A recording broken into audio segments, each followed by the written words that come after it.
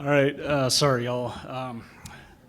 I'm Chandler. I'm the director of the Indiana Archives and Records Administration, and it's that time where you get to talk about everybody's favorite subject, records management, right? So a little bit about the archives. We consist of several different divisions. So anytime you deal with the state form, that's us that creates it. If you ever have stuff that you need microfilmed or digitized, we can do that for you. And we also store stuff short term in the record center for every once in a while, and anything that is a permanent record. Sometimes local governments transfer that material to us. So a little bit of Government Records 101. What is a government record? Well, it can be anything, any writing report, photographs, anything that's generated by a government agency, whether state or local. So, that includes paper, your email, anything you scan, audio files, social media. And what we expect you to do with that is to keep it for eternity in places that look like that. No, that's not what we want you to do. We want you to effectively manage your records. That means when you, according to the law and according to schedules, you can dispose of this stuff as needed. I will just say before I move on, there's been a lot of questions about email. Email, treat it as if it's any other record that you might have. If it's your friend asking you for lunch, you don't need to keep that. You can delete that. If it's something that dealing with policy or a program or maybe a contract, well, keep in mind that maybe you should not delete that and keep that in case anybody comes asking for it. So the retention of records varies according to what you're dealing with. Obviously, you need to consider the administrative and fiscal value, the legal value, the public demand and interest, and then the historical value of the information. And again, to try to reiterate what I said, retention is based upon the content, not the storage media. So again, just keep that in mind. Every record needs to be evaluated, filed, and it can be disposed of accordingly. And again, the retention periods vary. If it's transitory, you can destroy it immediately. So that would be, maybe an email from the county auditor listserv. You don't need to keep that for perpetuity. You can delete that. Short term, there are certain records on the retention schedules that define how long you need to keep them before disposal. You have long term, and then you have permanent records. And they're all spelled out on the retention schedule that I'm going to talk about here soon. So some of you may have, you may have been in office for years now. This is old hat for you. For those of you in the room, this may be the first time you've heard about this. The county auditor retention schedule can be your friend. And officials should refer first to the reference for the auditor specifically. We have schedules for other offices in counties and local governments. And we also have a general retention schedule that covers a lot of things. But at this moment right here, I'm going to focus on the county auditor retention schedule. You can access it via this link.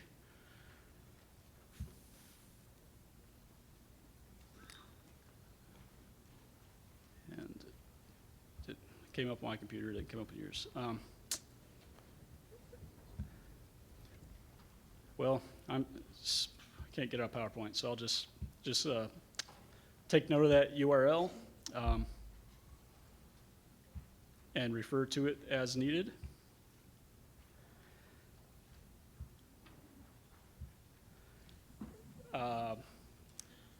Hopefully you all can see that. And it's broken down into 7 categories based upon what type of record it might be. Books, ledgers, registers, tax records, contract bids, asset inventory, et cetera. Reading a retention schedule, I know this can be kind of intimidating and confusing for some folks, but it's really pretty easy. On the far left-hand side, that's what we call the record series. You will need to supply that whenever you file requests for destruction of records. The center column there will explain a bit about what the record itself is. And then on the far right tells you how long you need to keep it. So as we can see from the certified report of names, addresses, duties, and compensation of public employees, those are permanent records. And it tells you how you can deal with those. You may retain them in the office. If you have space in your office, great. You can ask to transfer them to the archives. We have limited space available, but we can sometimes take on stuff. But we try to prefer that these records remain at the local level. And if it's just like you have so much of these records, it's taking up so much space, you can microfilm it and reduce the amount of material you have on hand, because microfilm obviously is small. And the other example there, tax sales certificate. You can destroy those after 5 calendar years. And I'll tell you a bit about how to destroy them here in a bit. A little bit about permanent records. In many jurisdictions, you can only destroy them if you microfilm them first. If you digitize permanent records or they are submitted electronically, they will also be required to be converted to microfilm.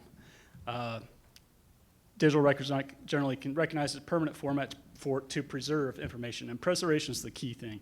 And you might think, Chandler, why are you up here talking to us about a 20th century storage medium and microfilm? Digitization is the way to go. But we have studies, we have institutions in the nation that tell us that the estimated lifespan of a digital file is about 10 years, whereas microfilm kept under proper conditions will last 500 years. So that's why for permanent records we really encourage the records not to at least at some point be transitioned to microfilm. And the great thing about microfilm is once it's on the microfilm, you can always digitize it back. If you need a digital version of it, you can digitize it, perform the optical character recognition on it, and make it and scan it, and make it keyword searchable. If you have any questions about our microfilming services, you can contact us at imaging@iara.in.gov. And just an example of some of our prices. We really believe in this as a service, and we try to keep our costs low and provide it as an affordable option for the state and county's records. And another good thing is, if you have a disaster in your county and you lose all your records, if you have it microfilmed, we always have a backup in the archives vault that we can always pull out for you and reproduce your records from that. So on to destruction of records. For those that aren't permanent, it's just, according to Indiana law, a public official may not mutilate, destroy, sell, loan, or otherwise dispose of any government record except under a retention schedule or with the written consent of the Indiana Archives and Records Administration. So when you come to a record group that you're ready to get rid of, you will find this form. You can find it on our website or just do a Google search for it. Notice of Destruction State Form 44905. And it'll ask you for some, information. One of the key things there at the bottom is the record series information. So the title of the records, the date of the records, the record series number, and the amount of records you're looking to destroy. And you will you can send that off to us, and we'll review it and approve it. It also needs to go before your local county records board. So again, those are just some of the highlights there. Make sure you include the record series numbers.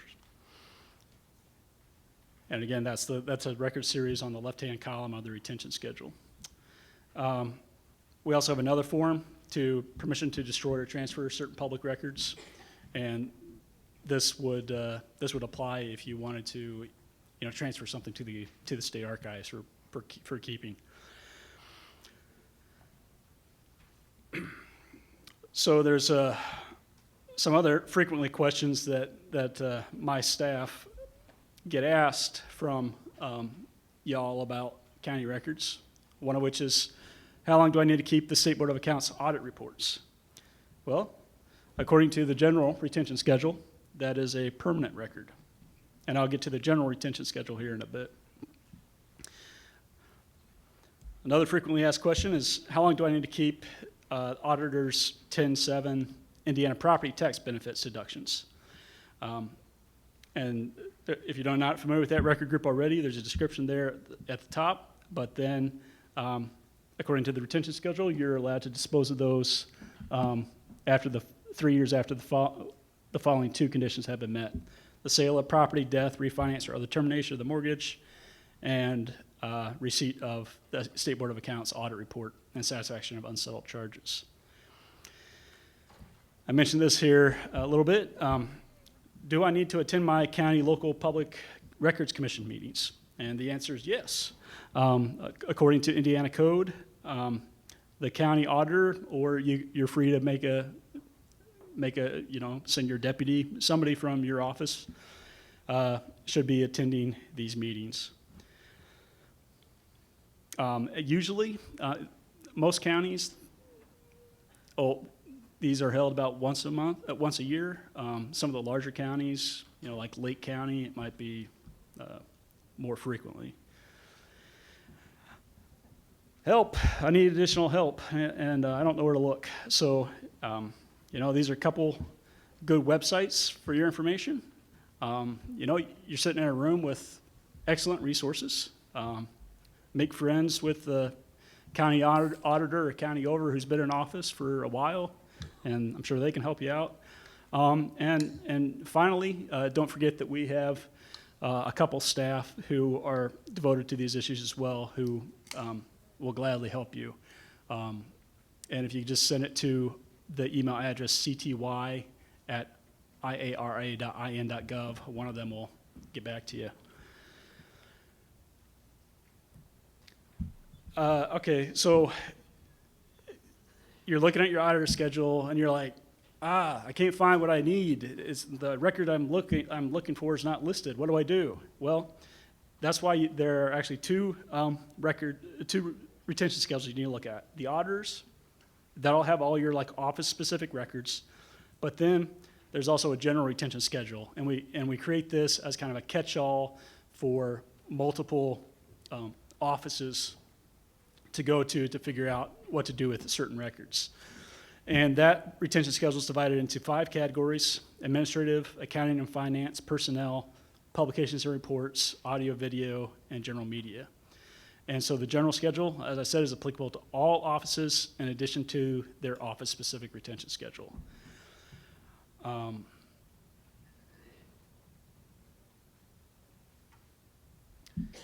So this is a little snapshot of a few of the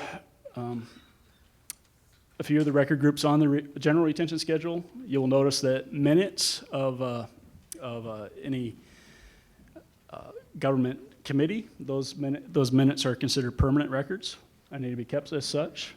But any type of recordings of the minutes, you can destroy those as soon as the official minutes have been approved. Policy files, a lot of your correspondence or emails might fall under Gen 10.3. And again, just evaluate your emails on a case-by-case basis. If it's something you think relates to this record group, make sure to keep it. It might create a lot of paper, but if you're uncertain about the email, you can always just print it out and create a file. That's a good old way to do it. Or If you're more comfortable, you can arrange your electronic files for your benefit. But just keep in mind that certain of those emails will be permanent. So that's just a snapshot. There's a lot more on the general retention schedule than this, but this is just a few of them. And as I mentioned earlier, your peers in other offices in the county have their own specific record series in addition to the general.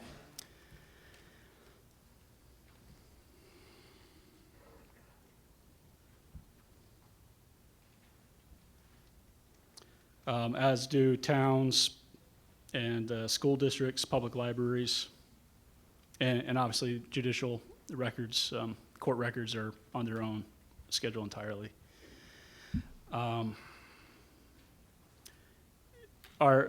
good resource for you to always refer back to is our website that's devoted to local records. There it is. And with that, that's all I have. Should I take questions or should I just stand around, Ricky, and okay.